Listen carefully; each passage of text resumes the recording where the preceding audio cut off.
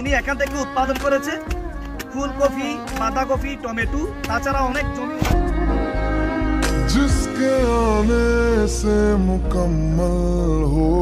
বলেছিলাম আমি কৃষক পরিবারের সন্তান, পাশাপাশি আমার বাবা একজন ব্যবসায়ী, তাছাড়া আমি প্রবাসী।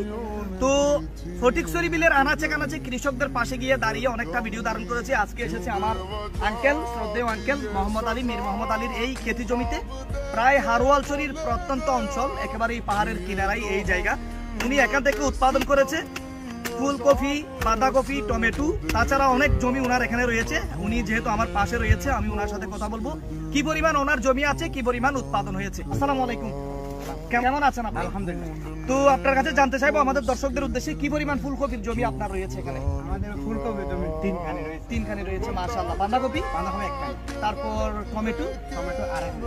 আর আমরা জানি আপনারা ব্রুকলি করেন, তারপর আর কাছে শালগম আছে, এটা করেন, এবং পাশাপাশি মূলা করেন। সব মিলিয়ে কতখানি পর্যন্ত আছে? এখানে ছয়খানি আছে, মাশাআল্লাহ। কি পরিমাণ উৎপাদন হয়েছে? এখানে অনেক উৎপাদন। জি। তো আজকে কোন বাজারে নিয়ে যাচ্ছেন? কেজি প্রতি কি দর বিক্রি হচ্ছে? 20 টাকা করে। 20 টাকা করে। ঠিক আছে, আপনি যেহেতু ব্যস্ত আছেন, আপনার যেহেতু আমরা সকলে অবগত আছি, এদিকে একটি নয়াহাট বাজার রয়েছে, পার্শ্ববর্তী এলাকার একটি বাজার আছে। এই বাজারে ওনারা এখান থেকে আজকে উত্তোলন করে ওখানে বিক্রির উদ্দেশ্যে নিয়ে যাবে। ফুলকপি, বাঁধাকপি, ব্রুকলি রয়েছে, গাজর, মূলা, সব মিলিয়ে যদি আমি বলি ওনারা বড় কৃষক। ওনাদের অনেক উৎপাদনের ক্ষমতা, এই এলাকা থেকে উৎপাদনের ক্ষমতা রয়েছে। তাছাড়া আমাদের চাহিদাও ওনারা প্রতিটি ভিডিওর মতো এই ভিডিওতেও বলবো যে কৃষকদের পাশে দাঁড়াবেন, কৃষকদের সহযোগিতা করবেন, কারণ কৃষকরা বাঁচলে দেশ বাঁচবে। কৃষকরা হচ্ছে দেশের খাদ্যের যোগানদাতা।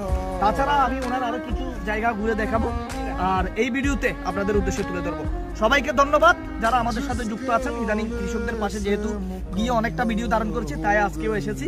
খুব সুন্দর আকারের দেখেন ফলন্ত একটি ফুলকপি বাজারজাত করা হচ্ছে আজকে।